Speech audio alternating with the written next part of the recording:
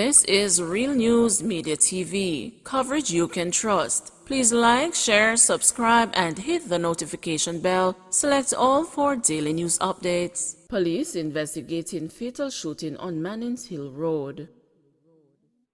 The Consent Ring police are investigating a shooting on Mannings Hill Road yesterday evening that has left one man dead and a 4-year-old boy injured. According to preliminary reports, about 5:50 p.m., men traveling in a blue motor car opened gunfire on a group of men at a section of Mannings Hill Road. The child and an unidentified man both received a shot to the head and were taken to the hospital.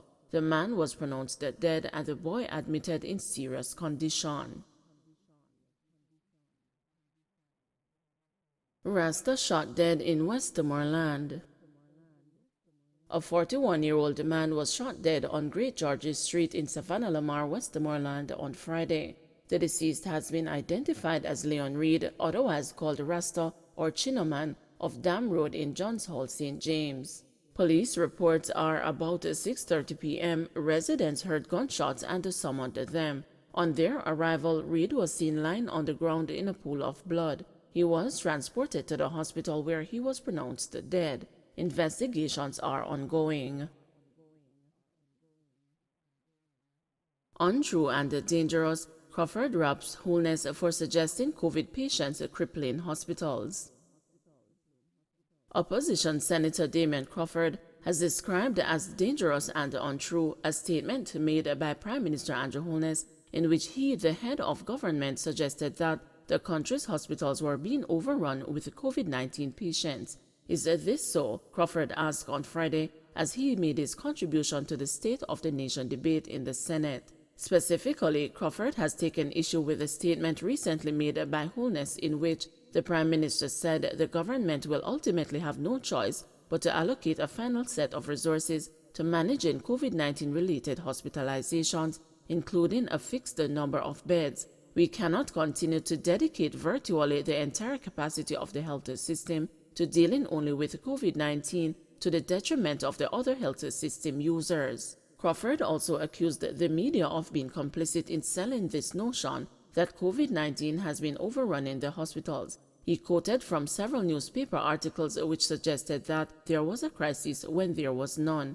He highlighted one such article in February when the Cornwall Regional Hospital was utilizing only 12% of its available beds to treat COVID patients. Yet one media house had a headline that said beds on brink, COVID crisis escalates as moderate and critical cases near 100. Crawford, a mathematician, pointed out that of the 339 beds available at the time at the problem-plagued hospital that has been undergoing major rehabilitation work for several years, only 41 were being used to treat COVID patients. Stressing that he was unable to get the latest information from the relevant government institutions, Crawford said his analysis of the situation shows that Jamaica's entire hospital bed capacity was in the region of 5,000. This will suggest that the bed nights of 5,000 times 365, the number of days in the year, is 1,825,000 bed nights. Crawford said that during the period of his analysis, there were 8,000 hospitalized COVID-19 patients whose average stay in the hospital was between 7 and 35 days, depending on comorbidities and the severity of the disease. He noted that the average stay reported by medical practitioners was between 10 and 14 days. To this extent, for the year to date, COVID-19 would have taken 112,000 bed nights, for which there are 1,825,000 total bed nights. This calculation suggests that year-to-date COVID-19 would have accumulated 6.13% in bed nights, Crawford outlined. If you look back at the Prime Minister's statement, what he suggests is simply not true, he declared. According to Crawford, Wholeness's statement could serve to divide the population between those who are vaccinated and those who are not. It throws water on the narrative that COVID-19 care may have to be denied because COVID has acted as a chief functionary in the denial of care to other clients. The numbers suggest that this is not true, he emphasized. In fact, the Prime Minister said that hospital resources won't be stretched to care for the unvaccinated and this is a very dangerous statement, Crawford added. He said he was happy when doctors and nurses stated in another media article that we can't turn away anyone who comes for health care because they are vaccinated or not vaccinated.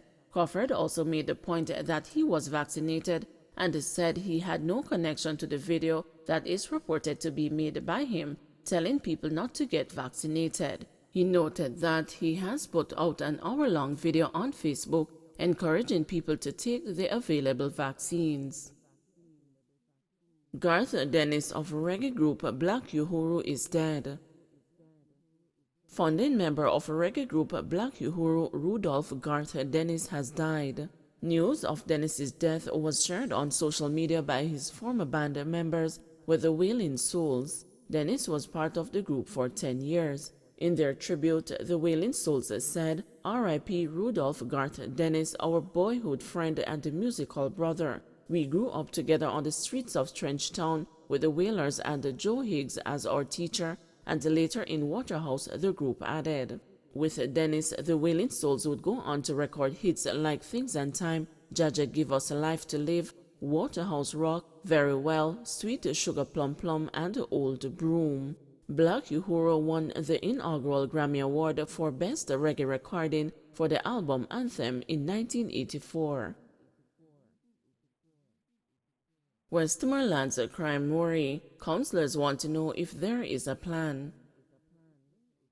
Dissatisfied with the level of violent crime in this parish, councillors have called for a more permanent solution now that the government can no longer rely on states of public emergencies as a tool to rein in lawbreakers. Westmoreland ended 2019 with 89 murders, and while things improved in 2020 when there were 77 killings, there have been 116 so far this year, according to data provided by the police at the last Thursday's meeting of the Municipal Corporation. Counsel for the division, Rudolph Uter of the Jamaica Labour Party, noted that while he had confidence in the effectiveness of the now discontinued SOEs, he was of the view that the council could play a more robust role in crime fighting. "We need to stand up and let our voices be heard. The people of Westmoreland are living in fear. The SOEs made a lot of difference, but we need to do something else," he urged. Counsel for the Leamington Division, Seaburn McFarlane of the People's National Party, agreed that another plan was needed and suggested that the parish would benefit from more police officers in each division. He also raised the concern that according to data presented to the meeting by Deputy Superintendent of Police in charge of operations in the Westmoreland Police Division, a lot of the crimes in the parish were being committed by youngsters. McFarlane called for the government to establish more social agencies to get the youth involved in community activities. The Social Development Commission has been around for a while, but we need more of these kinds of agencies so that we can organize our teenagers. I think that this could be an important part of ridding the society of crime, he said. Commenting on the issue, Councillor Kevin Murray of the Friendship Division for the JLP called for a permanent solution to crime. This was something he said that the SOEs had been unable to provide. Counsel for the Betheltown Division, Dan Reed Delancey of the PNP, agreed with both his peers. The SOEs are not permanent or sustainable. I think they have served their purpose, but it is not for continuous use. I heard the Prime Minister's proposition the other day, and I don't think we need to be so drastic, but I do agree that we need legislative changes for gun crimes, Delancey stated. Speaking at the ruling JLP's annual party conference on November 28, Prime Minister and the party leader Andrew Wholeness expressed his personal view that anyone found in possession of illegal firearms should be given the death penalty. In addition to his comments on Wholeness's stance, Delancey also agreed with McFarlane's call for a revamp of social agencies.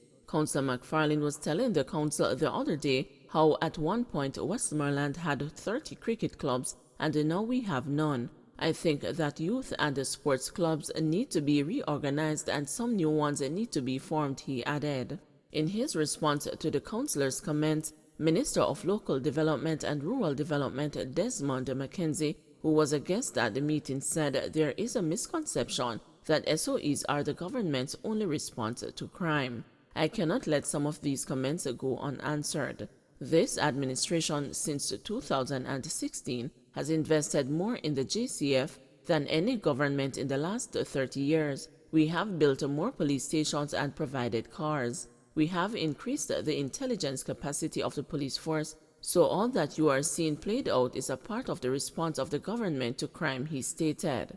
Just this week in Parliament, the legislation was amended to extend stiffer penalties to criminals who are incarcerated, who are creating more havoc in the society from prison, Mackenzie added. Manchester Custos wants toilets for disabled at businesses. Custos of Manchester Garfield Green wants all business establishments and the public buildings to have sanitary convenience for able-bodied persons and the similar facilities specially designed for use by the disabled.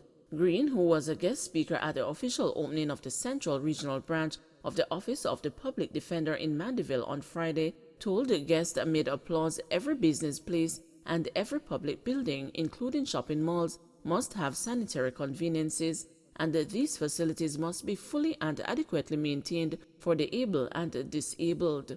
The Custos cited Mandeville, the parish's main town, as prime example of a place where basic public amenities were lacking, and suggested that there was insufficient care and concern for the welfare of members of the disabled community. He noted Manchester is known to be an affluent parish with a lot of well-to-do people, yet he lamented our leaders are unable to provide basic public convenience and the services for disabled people, especially here. He went on to list some of the inconvenience endured by the public of Manchester, and in particular disabled citizens, whom he said continue to face challenges and sometimes find themselves excluded from the mainstream society. He spoke of blocked sidewalks and limited access to public buildings and the lack of special transportation or provision for public parking for disabled persons. Public Defender Arlene Harrison Henry, commenting on the OPD's newest addition, said the aim was to bring the services of the Office of the Public Defender closer to people of the communities.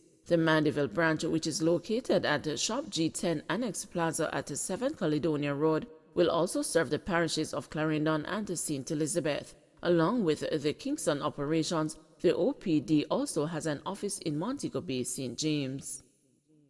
Don't forget to like, share, subscribe, and hit the notification bell. Select all for daily news updates.